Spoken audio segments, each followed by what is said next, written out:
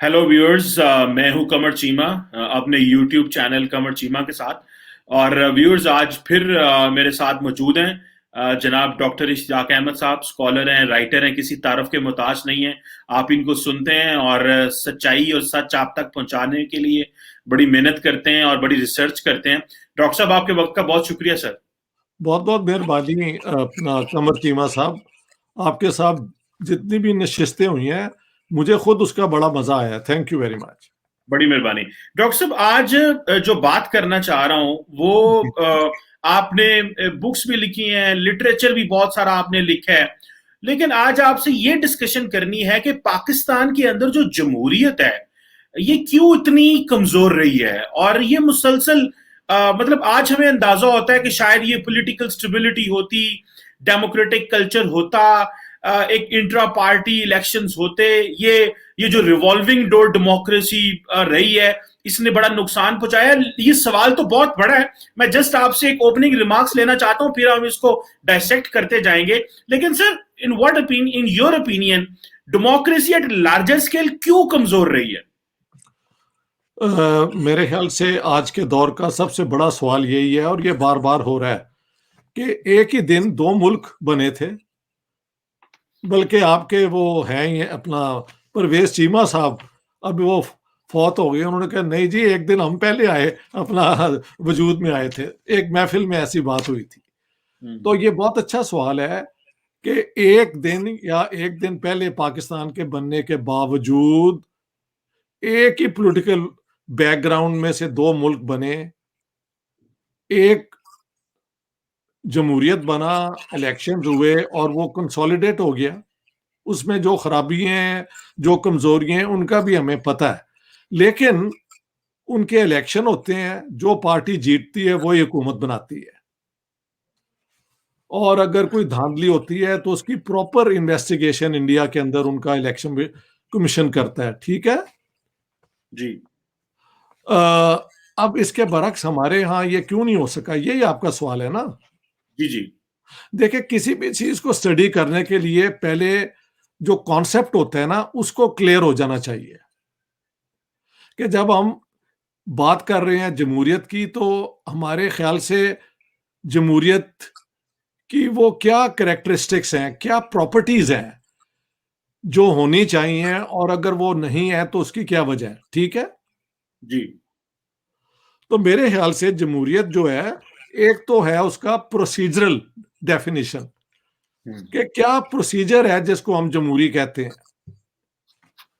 तो उसमें बुनियादी जो चीजें हैं वो ये हैं कि आज की 21वीं 20वीं सदी की जो जमहूरियत है, उसकी तारीफ ये है कि वो यूनिवर्सल एडल्ट फ्रेंचाइज की बुनियाद पे one man one woman vote for all जो है, उसकी बुनियाद पे इलेक्शन होते हैं, और इलेक्शन थ्रू सीक्रेट बैलेट होते हैं। दूसरी बात, कि जो भी इलेक्शन होता है वो फ्री माहौल में होता है और फेयर होता है। ठीक है। जी। और उसमें एक तीसरी बात यह है कि आज की जमहूरियत में फर्द का, यानी इंडिविजुअल के चंद राइट्स हैं जो कभी उससे आप गसब नहीं कर सकते इन a constitutional way.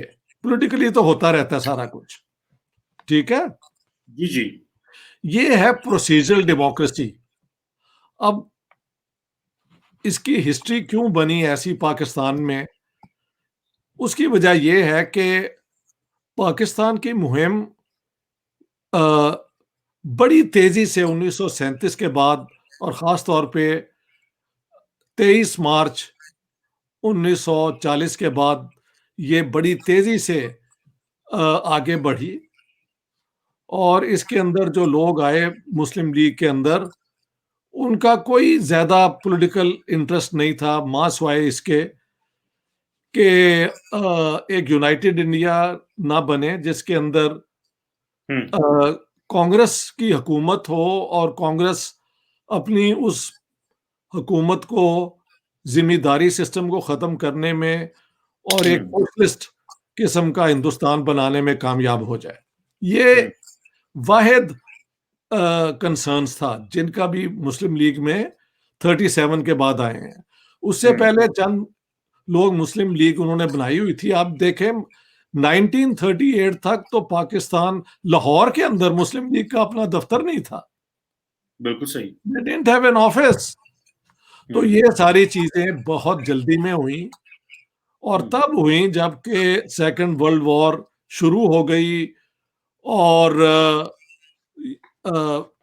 Muslim league को एक खास स्पेशल सपोर्ट दी गई अंग्रेजों की तरफ से as a counterweight to the Indian National Congress. इसको कोई, मैंने इतना डिटेल में ये दिखा दिया है कि मैं मजीद बहस इस पे नहीं करना चाहता।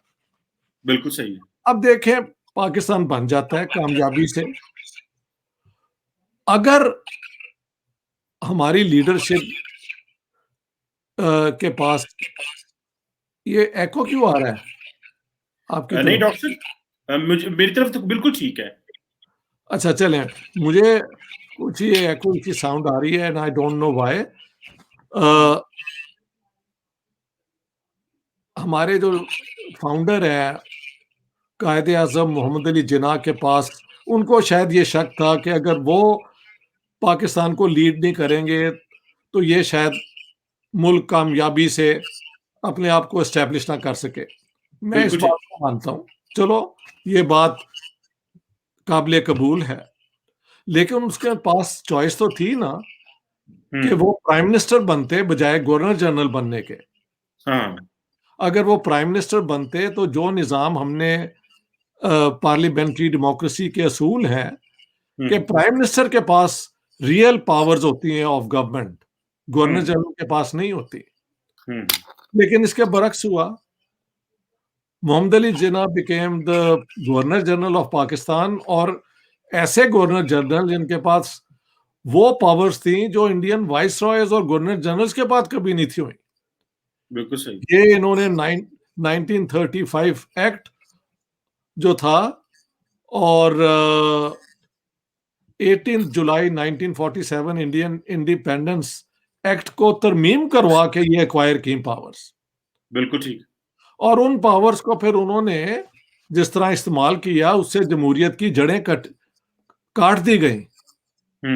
उन्होंने एक इलेक्टेड गवर्नमेंट जो थी नॉर्थ वेस्ट फ्रंटियर में, जिसे अब क्या कहते हैं खैबर पख्तूनख्वा, उसको डिसमिस कर दिया और सर जॉर्ज कनिंगहैम जो वहां के हैंड पिक्ड गवर्नर थे, जिनको वो रिटायर होके वापस चले गए थे इंग्लैंड, उनको वापस जिन्ना साहब ने बुलाया। उन्होंने भी लिखा कि मुझे समझ नहीं आई कि जिन्ना साहब ने किन पावर्स के जरिए एक इलेक्टेड गवर्नमेंट को डिसमिस किया।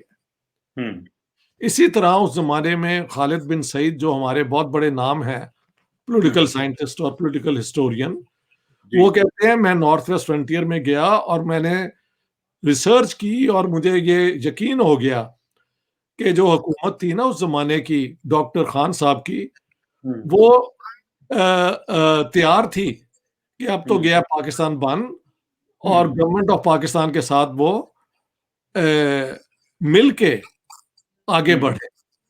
लिहाजा ये कहना कि वो हुकूमत थी एंटी पाकिस्तान और ये इसकी ये यानी कोई सॉलिड फाउंडेशंस नहीं है। फिर भी अगर होती भी तो इलेक्टेड थी, और जब तक नई इलेक्शन नहीं हो जाते उसको हक था हुकूमत बनाने का। लिहाजा ये एक बिल्कुल बेबुनियाद किस्म का इल्जाम है। उसके बाद जिन्ना साहब ने सिंध के अंदर जो मुस्लिम लीग की अपनी हुकूमत थी, खान बहादुर अयूब खोड़ू की, उसको इसलिए डिसमिस कर दिया कि जिन्ना साहब ने कराची को फेडरल टेरिटरी डिक्लेयर करने में साथ दिया उन लोगों का जो ये चाहते थे, और अयूब खोड़ू चाहते थे कि सिंध जो है वाहिद बड़ा शहर है, सिंध कराची जो है इसको सिंध में रहना चाहिए। तो ही वाज डिसमिस्ड और उन पे करप्शन चार्जेस लगे। हो सकता है करप्शन चार्जेस दुरुस्त हों, लेकिन डिसमिसल की वजह जो है करप्शन ही नहीं था, बल्कि ये कि he didn't want Karachi to be declared federal territory. Okay. Hmm. तीसरा जो उनका फैसला है वो आप सब जानते हैं कि इन्होंने ढाका में जाके उर्दू को नेशनल लैंग्वेज करार दिया, और उससे हाँ।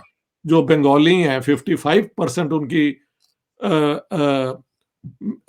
परसेंटेज थी पाकिस्तान की टोटल पॉपुलेशन में, और वो बिल्कुल उर्दू नहीं थे जानते। उनमें फिर एक ग्रीवेंस पैदा हुआ, और वो ग्रीवेंस बढ़ते बढ़ते बढ़ते आखिर में बांग्लादेश की मूवमेंट बना। बिल्कुल ठीक। तो डॉक्टर साहब, जी जी, जी, सवाल सवाल कीजिए। डॉक्टर साहब ये तो एक आपने बड़ा अच्छा हिस्टोरिकल पर्सपेक्टिव हमें दिया है, लेकिन जी। मैं इसको थोड़ा आगे लेके जाना चाहता हूँ। ये ओके। अगर एक इस सवाल को मजीद फ्रेम करें, तो मुझे ये बताएं कि जो पॉलिटिकल पार्टीज हैं पाकिस्तान में, जारी बात है जब वो मजबूत नहीं होती तो डेफिनेटली डेमोक्रेसी मजबूत नहीं होती। मतलब there yes. Is no one, एक हम एक चीज को तो नहीं कह सकते ना कि नो। फैक्ट ना नो। हो। ये पॉलिटिकल पार्टीज पाकिस्तान में क्यों इवॉल्व ना कर सकी, मजबूत ना हो सकी, डेमोक्रेटिक कल्चर ना आ सका? ये जरा एक इसका एक ओवरव्यू दीजिएगा सियासी जमातों के ऊपर। फिर हाँ हम जी। फिर हम जो है वो दूसरे जो अनइलेक्टेड ऑफिस में भी जाएंगे कि उनका क्या रोल था इस चीज में। बहुत अच्छी आपकी ये इंटरवेंशन है। Let me go like according to that route. जी। मैंने आपको मेरी गुजारिश थी कि मुस्लिम लीग तो कोई पॉलिटिकल पार्टी थी नहीं, हम्म।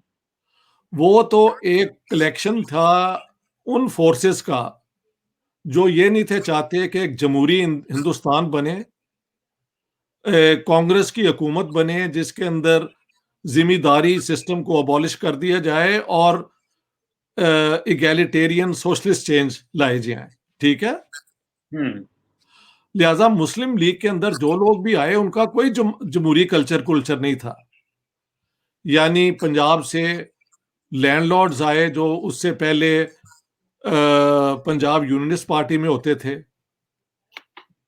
और फ्रंटियर से वो लोग आए जिन्होंने कभी जमहूरी मुहिम में हिस्सा ही नहीं लिया। ये वहां पे तो एक जमहूरी हुकूमत कायम थी ना नॉर्थ वेस्ट फ्रंटियर में, कांग्रेस की, डॉक्टर हम्म। खान की। ये उसके हम्म। मुखालिफ थे। हम्म। सिंध के अंदर भी जो पार्टी इनके साथ आई वो बड़े लैंडलॉर्ड थे जिनका कोई जमहूरियत से के साथ कोई इंटरेस्ट नहीं था। हम्म। हम ईस्ट पाकिस्तान को भूल जाएं क्योंकि वो तो अब बांग्लादेश बन गया हुआ है ना। Let's confine to West Pakistan. Hmm. Muslim League ने जो मुहिम चलाई जिसके ऊपर उनको इलेक्शन 46 का जीता, वो तो ओपनली कम्युनल इलेक्शन था। अब पाकिस्तान बनने के बाद इलेक्शन तो मुस्लिम लीग ने करवाने थे ना भैया। हम्म। सवाल ये है कि उन्होंने क्यों नहीं करवाए। उन्होंने इसलिए नहीं करवाए कि 1952 में या 50 में शायद इलेक्शन हुआ बंगाल के अंदर, और उसके अंदर ऑपोजिशन पार्टीज आगे बढ़ी, हम्म। और बाकी सारे पाकिस्तान के अंदर इन्होंने लियाकत अली खान ने इलेक्शन इसलिए नहीं करवाया कि इनको शक था कि हमने पाकिस्तान तो बनवा लिया है लेकिन हमारे साथ अपना पॉपुलर वोट कोई नहीं है। लियाकत अली खान और उर्दू स्पीकिंग लॉर्ड जो आया था जिनको वजारतें मिल गई और जिनको कराची में और लाहौर में प्रॉपर्टीज मिल गई, मसलन अनारकली के अंदर, मुझे I was surprised to my life कि ये जो हम्म। अनारकली के बाजार की प्रॉपर्टीज है ना हिंदुओं की, जी। वो ज्यादातर इधर से हरियाणा से और यूपी से आए लोगों जो लियाकत अली के इर्द गिर्द थे उनको मिली। हम्म। तो इन लोगों ने देखा कि अगर इलेक्शन हुआ तो यहाँ के लोकल जो हैं पंजाबी सिंधी, ये अपने पॉपुलेशन में इतनी उनकी परसेंटेज है, ये आगे आ जाएंगे। ट्रू। तो उन्होंने कोई इलेक्शन नहीं करवाया, और 51 में तो उनका वो हो गया, असैसिनेशन हो गया, ही वाज मर्डर्ड। हम्म। और उसके बाद फिर मशहूर है सिविल मिलिट्री ओलिगार्की आ गई जिसने, हम्म। उसे कहते हैं क्या कहते हैं यार, मशहूर है, खैर अब मुझे भूल रहा है अच्छा। कि जैसे वो ब्यूरोक्रेट चाहते थे अपनी हुकूमत बदल देते थे। हम्म। तो 1951 से लेके 1958 तक महज 6 हुकूमतें इन्होंने बदली। हम्म। या 7 बदली। सुबह कोई हुकूमत होती थी, शाम को कोई हुकूमत होती थी। मशहूर है कि जवाहरलाल नेहरू से उन्होंने कहा कि आप पाकिस्तान से बात नहीं करते, तो वो कहते हैं, भई मैं किससे बात करूँ? सुबह एक हुकूमत होती है, शाम को एक और हुकूमत होती है। तो हमारे ब्यूरोक्रेट्स ने अपनी मर्ज़ी से हुकूमतें बनाई और गिरा दी। बाद में 58 में मिलिट्री कू हुआ और अयूब खान आए और 69 तक उन्होंने हुकूमत की, फिर याहिया खान आ गए। पहली दफ़ा जब फेयर और फ्री इलेक्शन हुआ, तो जो रिज़ल्ट आया उसके बाद अवामी लीग को हक था कि वो हुकूमत बनाए। वो वेस्ट पाकिस्तान की लीडरशिप को काबिल कबूल नहीं था और हमारी ओलिगार्की जो है अपना ब्यूरोक्रेट्स की और मिलिट्री की, उसको भी नहीं था। और उसके बाद सिविल वॉर हुई और पाकिस्तान टूट गया। उसके बाद देखें ना आप, पीपल्स पार्टी की हुकूमत आई पंजाब के अंदर और सिंध के अंदर, इनकी मेजॉरिटी थी और सेंटर में भी इनकी हुकूमत बनी। लेकिन भुट्टो साहब का झगड़ा पड़ गया नॉर्थ वेस्ट फ्रंटियर की हुकूमत से, जो कि अवामी लीग नहीं, नेशनल अवामी पार्टी और जेयूआई ने बनाई थी। इसी तरह बलोचिस्तान के अंदर नेशनल अवामी पार्टी बलोचिस्तान, जो बलोच लीडर थी, उनकी और जेयूआई की हुकूमत बनी। उनके साथ इनका झगड़ा पड़ गया और इन्होंने वो दोनों हुकूमतें डिसमिस कर दी। उसमें कोई आर्म कैश भी कहते थे आया था इराक से और वो बलूचिस्तान की तरफ जा रहा था। हालांकि वो अब जो हमें पता लगा कि that was to be used to डीस इन by the Baloch against Iran, not for within Pakistan. ये अब फैक्ट है। फिर ईरान से गन शिप्स आई और हेलीकॉप्टर आए और भुट्टो साहब ने उस बलोचों को क्या कहते हैं, उनकी जो ये थी ना एक मूवमेंट चल रही थी फॉर इरानियन बलोचिस्तान को अपने साथ मिलाने की, उसको क्रश किया। रिजल्ट ये हुआ कि भुट्टो साहब ने खुद पॉपुलर होते हुए 2 इलेक्टेड गवर्नमेंट्स डिसमिस इसलिए की कि वो पीपल्स पार्टी की नहीं थी, सिंपल एज दैट। उसके बाद भुट्टो साहब का उल्टा उल्टा दिया गया बाय जनरल जियाउल हक। जियाउल हक साहब ने 11 साल जो हुकूमत की, तो उसमें तो उन्होंने खुद कहा था आने के बाद कि if I have to choose between democracy and Islam then I will choose Islam. मैंने अपनी किताब में उनको 2-3 किताबों में उनको कोट किया, तो ये क्लियर हो गया कि इस्लामी निज़ाम के ज़रिए ही आप जमहूरी जो होते हैं ना क्या कहते हैं मूवमेंट्स, उनको क्रश कर सकते हैं। 11 साल वो चलता रहा। उसके बाद जब इलेक्टेड गवर्नमेंट्स आई तो वो तब तक इंस्टीट्यूशंस जमहूरियत की जो है वो बहुत कमज़ोर थी। अगर आप पॉलिटिकल पार्टीज ना बनने दें, रेगुलर इलेक्शंस ना कराएं, तो उसे कहते हैं इंस्टीट्यूशनल डिके ऑफ डेमोक्रेसी। आपकी इंस्टीट्यूशंस इस काबिल नहीं थी। बेनजीर भुट्टो आई, 2 साल के बाद उनकी हुकूमत हमारी डीप स्टेट ने डिसमिस कर दी। उसके बाद नवाज शरीफ आए और उनकी हुकूमत डिसमिस हो गई, दोनों ऑन करप्शन चार्जेस। और उसके बाद फिर यही ड्रामा चला, Benazir comes gets dismissed, Nawaz Sharif comes he is overthrown and फिर हुकूमत आ गई जनरल परवेज मुशर्रफ की। उन्होंने जिस तरह हुकूमत की वो आप जानते ही हैं। और उसके अंदर ही कारगिल भी हुआ, नहीं कारगिल हो चुका था। फिर कोशिश हुई कि इंडिया के साथ कोई पीस डील हो, वो नहीं हो सकी। फिर पीपल्स पार्टी की हुकूमत आ गई मेरे ख्याल से। उसके खिलाफ नवाज शरीफ खड़े हो गए, लॉन्ग मार्च गुजरांवाले तक गया भी और वहां पे रुक गया। हाँ जी, तो ये हरकतें सब होती रही हैं। और फिर Nawaz Sharif when he came to power I think, तो उसमें ही वांटेड टू क्रिएट वहां पे वो इस्लामी निज़ाम शरिया लाना चाहते थे, जिसको मुशर्रफ ने, अब मुझे वो इनका सारा 2013 के बाद अ, फिर ये आ गए नवाज शरीफ, और अ, फिर ये इमरान खान ने शोर मचाना शुरू कर दिया, धरने के ऊपर धरना के ऊपर धरना। करप्शन चार्जेस आए 2017 में, नवाज शरीफ के खिलाफ कोई केस आ गया करप्शन का, और 2018 में इलेक्शन हुए और इमरान खान साहब आ गए।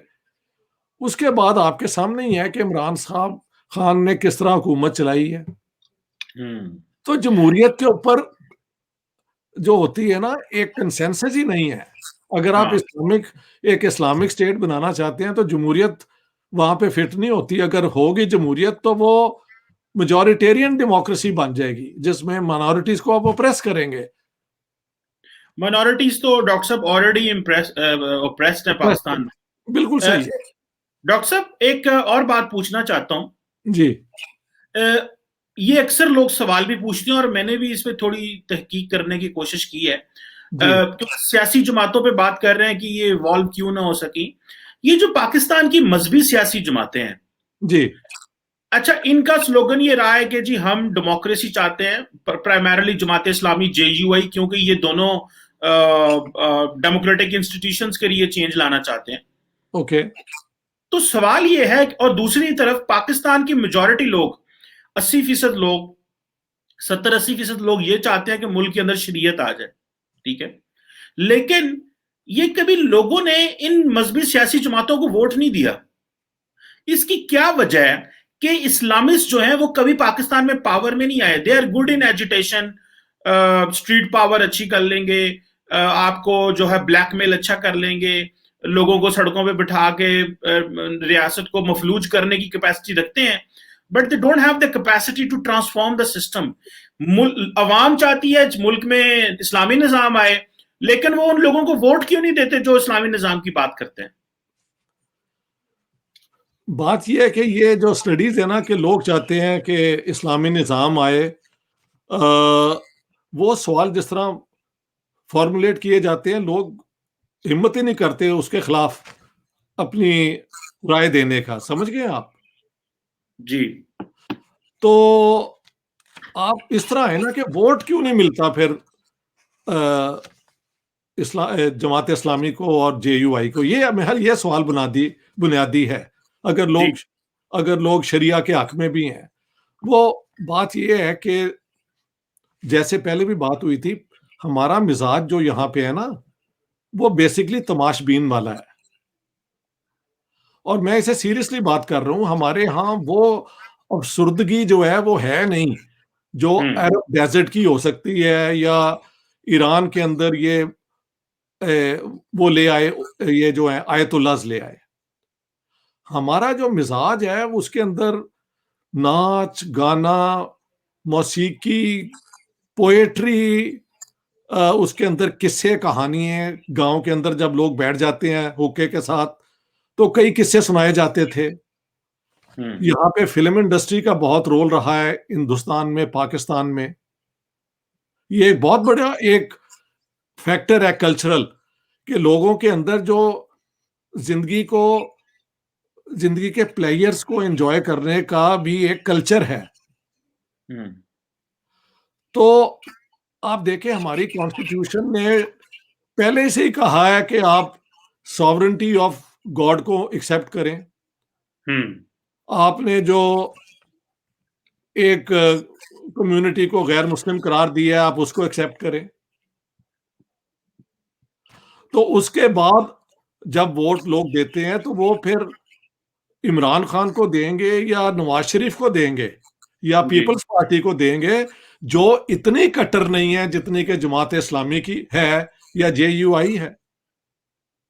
लेकिन वोट तो वो सारे लोग इस्लामी निजाम को ही दे रहे होते हैं ना, क्योंकि ये सारी पार्टीज जो हैं, मुस्लिम लीग नवाज, मुस्लिम लीग क्यू, पीपल्स पार्टी हम्म। और Nawaz Sharif, Imran Khan, they are all agreed on the basic constitution of Pakistan. इनमें किसी ने भी आके जिया की बनाई हुई इस्लामिक लॉज को खत्म नहीं किया? किया? नहीं। नहीं किया।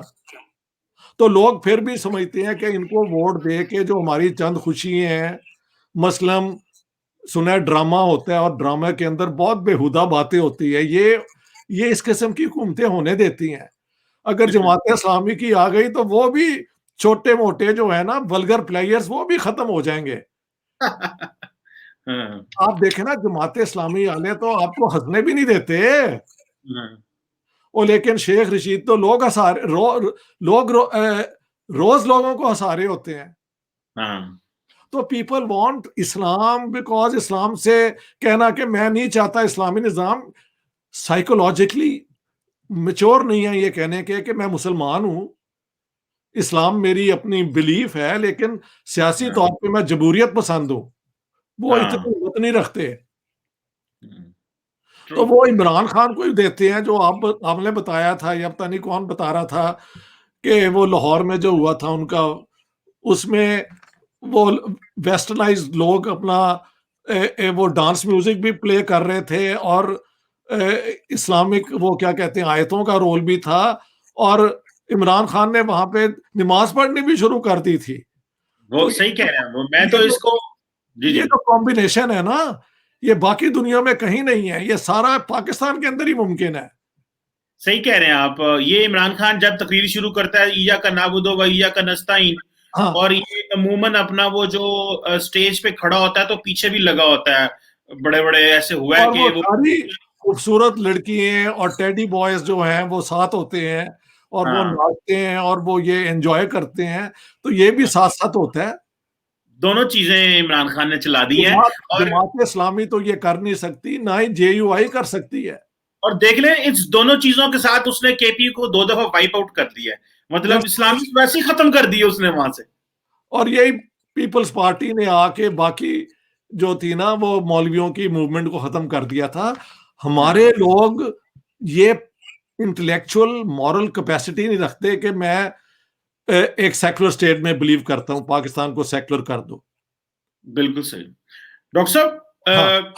अभी जो इस डिस्कशन का जो आखिरी पोर्शन है जो कि बड़ा इंपॉर्टेंट है, और अच्छा। वो ये है कि पाकिस्तान के अनइलेक्टेड ऑफिसेस, जिन्हें आप एस्टेब्लिशमेंट कहते हैं, ठीक है, जी। उर्फ आम यहाँ पे बड़ा मशहूर है जी कि एस्टेब्लिशमेंट जो है वो मुल्क में जमहूरियत नहीं चलने देती। हालांकि इस वक्त जो पाकिस्तान में एस्टेब्लिशमेंट है वो तो चाहती है डेमोक्रेसी रहे और ओके। मुल्क में जमहूरियत हो और ठीक है। सियासी इदारे ही पनपे। ठीक। लेकिन उसके लिए जारी बात है कि एनवायरनमेंट तो आपके सामने है जो है। सो जी। How do you see the role of the establishment, और how do you see the role of the unelected offices in Pakistan जमहूरियत के हवाले से? मिलिट्री कूच तो जारी बात है हुए, वो तो हुए, एक हिस्ट्री है। बट ओवरऑल अगर आपको अहाता करना पड़े तो कैसे करेंगे सर? उनका रोल क्या है इस हवाले से? ये आपने बड़ा अच्छा सवाल की है और मेरे पास कोई क्लियर जवाब इसलिए नहीं है कि मैं भी आपकी तरह ये देखता हूं कि जो हमारी डीप स्टेट है उसको समझ आ गई है, इतनी मेच्योरिटी आ गई है कि इलेक्टेड गवर्नमेंट का ही दुनिया में को सीरियसली लिया जाता है और पाकिस्तान के अंदर एक इलेक्टेड गवर्नमेंट ही होनी चाहिए जो जमहूरियत को रिप्रेजेंट करे। समझ गए आप? जी। इतनी समझ डीप स्टेट को आ गई है। अब बात यह है कि डीप स्टेट के चंद और प्रॉब्लम है जो कि जमहूरियत से रिलेटेड नहीं है। हम्म। उनको हल कैसे ये डीप स्टेट करे? मसलन एंटी इंडिया जो हाइप हमने किया हुआ है कश्मीर के ऊपर, ये वो हम्म। अगर वो डोमिनेट करेगा आपकी बाकी डिबेट को। मसलन मैंने उसको देखा बिलावल को कहते हुए एक सेनेट के डिबेट में या नेशनल असेंबली के डिबेट में कि ये हुकूमत ने हमें बालाकोट पे और क्यों इन कॉन्फिडेंस नहीं लिया, वरना हम हैंड इन हैंड जाके श्रीनगर में जुमे की नमाज अदा करें। अब I mean this is not proper political behaviour conduct. Hmm. Street sense में तो ठीक है क्योंकि अगर आप बिलावल नहीं करेंगे तो वो दूसरे कर देंगे, बट हाँ। इस रट में से निकलने के लिए भी डीप स्टेट को एक पॉजिटिव स्टेटमेंट देनी पड़ेगी। जैसे कि हम्म। अब पता लगा है कि कोविड 19 के लिए 45 मिलियन सुना है वो आ रहे हैं डोजेस इंडिया के साथ, if this is true. Covax Covax वो जो एक ओवरऑल इंटरनेशनल अरेंजमेंट है उसके जरिए आज। अगर ये हो रहा है इंटरनेशनल के लिए भी हो रहा है, मसलन इसराइल के जरिए अगर आ रहा हो तो हम नहीं ना लेंगे। अगर हम इंडिया से ले रहे हैं तो that it is different from how we treat Israel, के नहीं?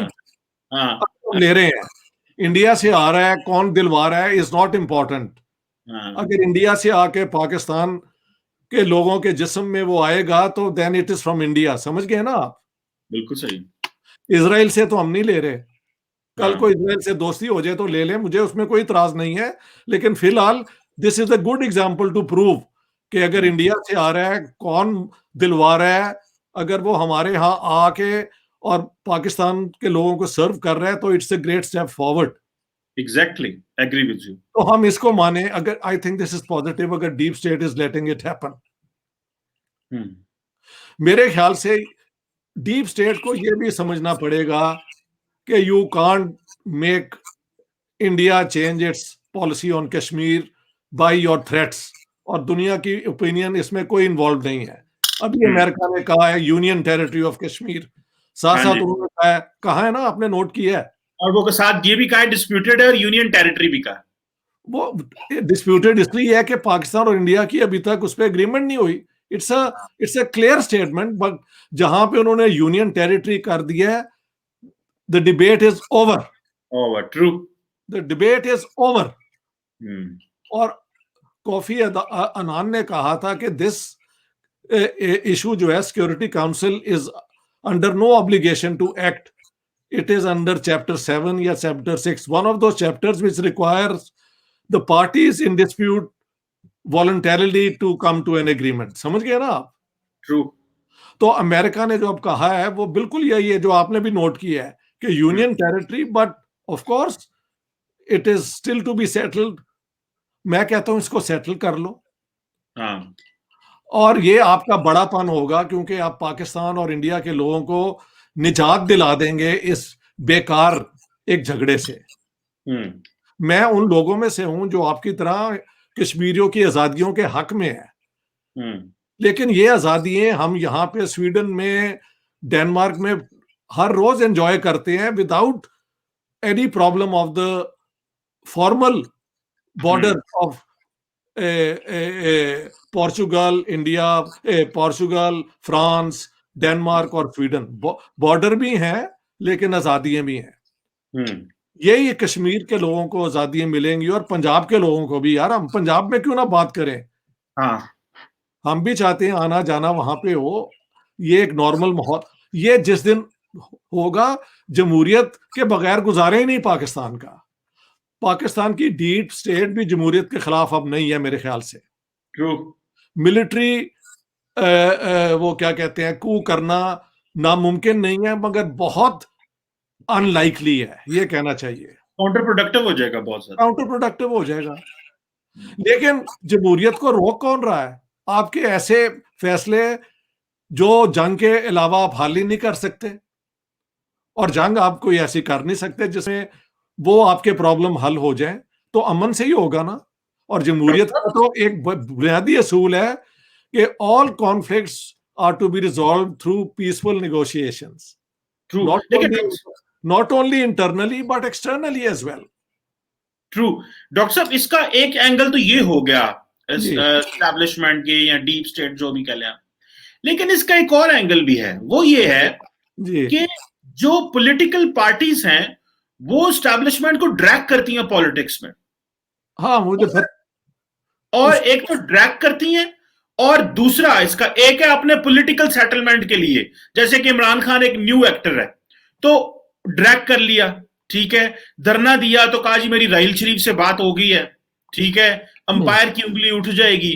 ये जो चीजें हैं, this is not a democratic behaviour coming from a politician कि वो in the presence of elected government is going to talk to the army chief. एक चीज। दूसरा, जब सिविलियंस डिलीवर नहीं कर पाते तो then they drag the military in civilian affairs. मिसाल के तौर पे कराची अर्बन फ्लडिंग आ गई है, ठीक है, चलो एक तो पूरी दुनिया में हर फौज का रोल रहा है इसमें, सिर्फ पाकिस्तान का नहीं, पूरी दुनिया में फौजों ने कोरोना में मदद की है। लेकिन बॉस इलेक्शंस में, ये अभी थोड़े दिन पहले डस्का में इलेक्शन हुआ है, वहां पे पुलिस लगी है, इलेक्शन ही तबाह हो गया। तो जब फौज आती है, वो उसकी मौजूदगी में सिर्फ एक फौजी खड़ा होता है तो अमन होता है, ठीक है। समझ गया। सो सिस्टम बड़ा वीक है। सो इस पहलू पे भी रोशनी डालिएगा कि इन्होंने सियासी जमातों ने खुद भी, मतलब I am for democracy but I जी जी। वांट टू सी डेमोक्रेसी, इनके बिहेवियर में भी तो डेमोक्रेसी ना। हम सारा टाइम ये ना कहते रहे एस्टैब्लिशमेंट वो कर रही है, एस्टैब्लिशमेंट वो कर रही है, बट पॉइंट ये है कि इन पे अपने ऊपर भी तो क्वेश्चन मार्क लगे। एक तो ये ड्रैग करते हैं, दूसरा they have not developed that state of the art institutions कि वो स्टैब्लिशमेंट, वो आपको फिर फौज को लाना पड़ता है to get the fix to fix the things. Cheema साहब, मेरी जो पाकिस्तान द गैरिजन स्टेट किताब है, उस पे हमारे सो कॉल्ड ये लेफ्ट के लोगों को इतराज यही है कि मैंने कहा है कि सिर्फ मिलिट्री को ब्लेम करना is factually incorrect true and intellectual corruption. True.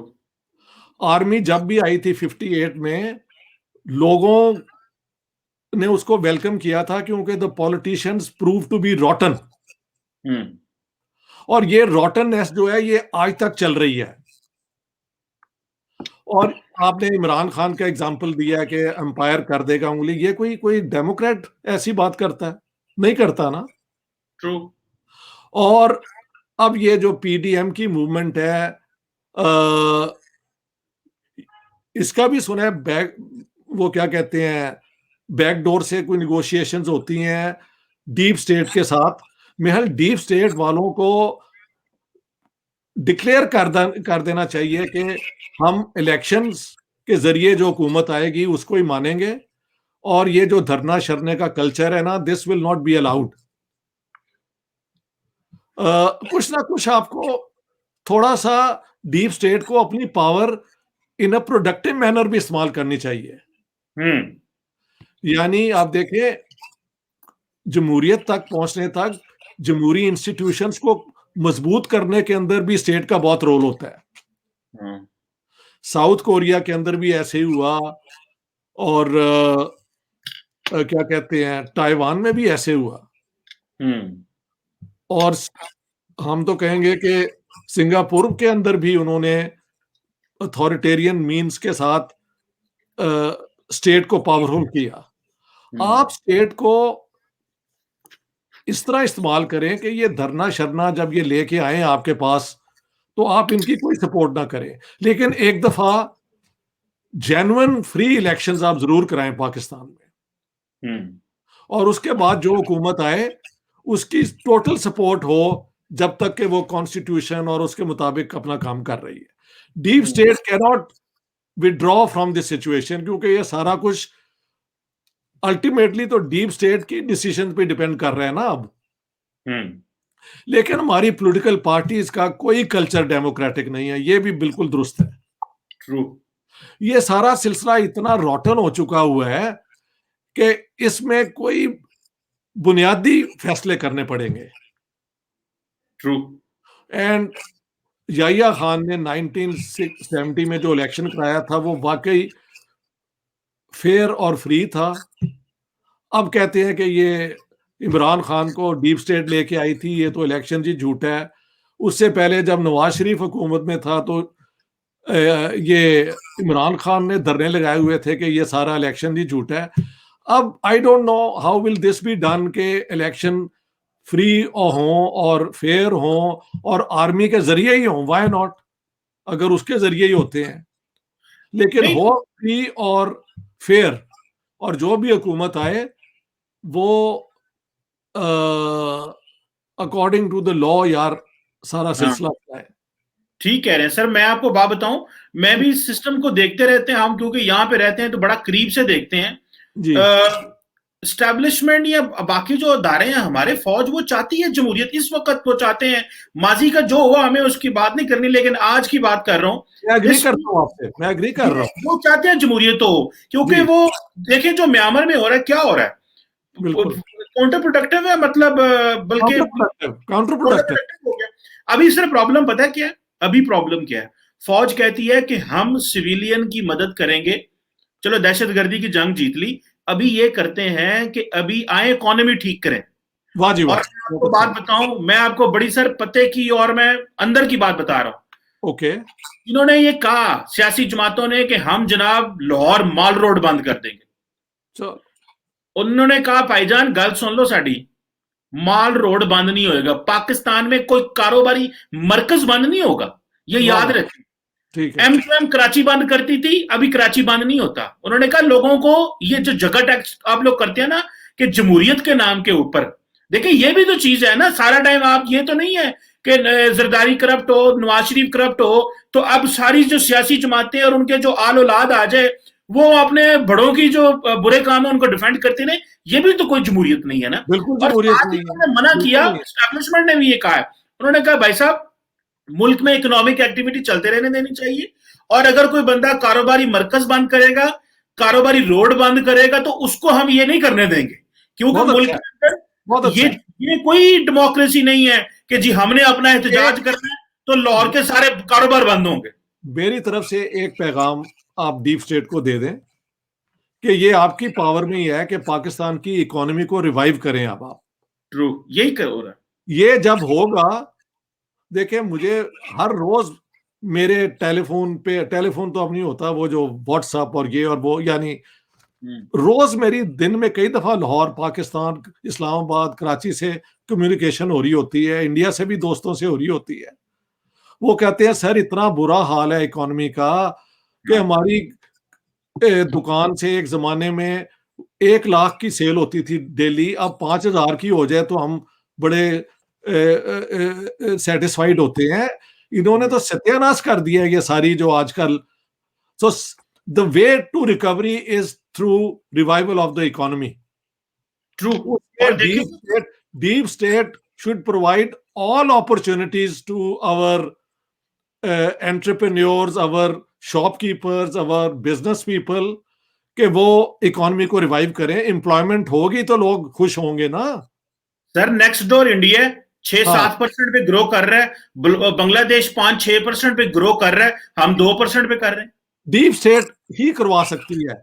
अगर उसने रोड भी ना बंद होने दिए तो इकोनॉमी को भी रिवाइव करने के अंदर पूरा हिस्सा लें। और मैं जो बार बार कहता हूं कि इंडिया के साथ नॉर्मलाइज करो रिलेशनशिप, वो मैं इसी दर्द की वजह से कहता हूं। हम्म। वो इंडिया वाले कोई मेरे मामे तो नहीं ना है। हमारा सारा लेन देन तो पाकिस्तान के साथ ही है ना, दोस्तों के साथ और इस धरती के साथ। ट्रू। अगर हम चाहते हैं कि ये इनको चांस मिले आगे बढ़ने का, तो वो हम्म। कैसे होगा कि हाँ। इंटरनली भी जमहूरी माहौल हो हम्म। और एक्सटर्नली आप जो एक कॉन्फ्रंटेशन की सियासत कर रहे हैं उसको खत्म करें, अपनी डिफेंस को मजबूत रखें, नंबर 1 होनी चाहिए। ट्रू। अब आप कोविड के अगर वैक्सीन आने दे रहे हैं तो ये डीप स्टेट की मर्जी के बगैर तो नहीं ना आ सकते। ट्रू। तो अगर डीप स्टेट ये सारा कुछ कर रही है तो अगली बात भी करे कि इंडिया के साथ ट्रेड जो है वो नॉर्मल कर दो यार। सर मेरा ख्याल है कि चीजें बेहतर होने जा रही हैं, और इस हवाले से चीजें कुछ अच्छी होंगी, एंड आई आपने जो बातें की हैं इस हवाले से काफी काम हो रहा है पाकिस्तान में बहुत अच्छी बात इकोनॉमी है, के लिए। बहुत अच्छी बात है। मैं पाकिस्तान की एग्जिस्टेंस के हक में हूँ and I want it to feel confident and good. और वो ये एक तरीका है कि आप लोगों को उनके जरिए मुआश जो है वो उसको इम्प्रूव करें। ट्रू। भूखों मार के आप लोगों को तो किसी पेट्रियटिज्म के लिए नहीं ना तैयार कर सकते। इमरान बिल्कुल। खान की जो इकोनॉमिक पॉलिसीज हैं वो कामयाब मुझे नहीं नजर आई होती हुई। मेरे ख्याल से डीप स्टेट को इंटरवीन करके इकोनॉमी को रिवाइव करना पड़ेगा। अगर माल नहीं बंद हो सकता तो हमारे बाजार भी बंद नहीं होने चाहिए।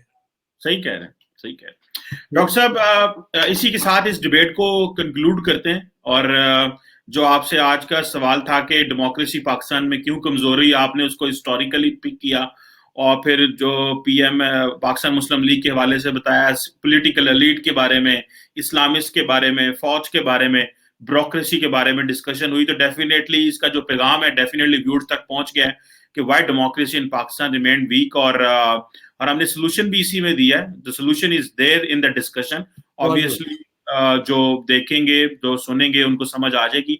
Once again doctor Ishtiaq Ahmed साहब, सर आपके वक्त का बहुत शुक्रिया। I am really honoured. बहुत थैंक यू। मेहरबानी कमर चीमा साहब, I am always at your disposal, जब भी आप चाहें, whatever little I know I would love to share with you. Thank you so much. That all is the great best. honor. All the That is best. great honor, and above all, a lot of things are being imparted to the youth and the coming generation. Hopefully, hopefully, hopefully. Thank you very much.